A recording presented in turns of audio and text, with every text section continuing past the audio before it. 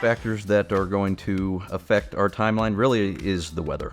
Of course, that's uncontrollable. And as we all know, living here in Kansas City with the significant seasonal swings that we have and things popping up and it's snowing in April sometimes, those things are things that can affect our timeline.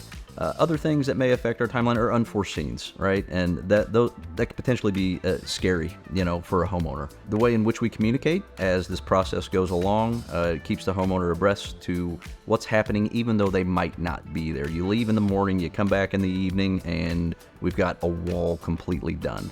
A few things that we do as the process goes along to make sure that homeowners are informed. Beyond that, it's on us. It's on us to make sure that we are fully prepared, that our processes are dialed in, and the people that are there performing the services that you're paying for have got all the tools, material to get this job done and get it done right within a timely manner.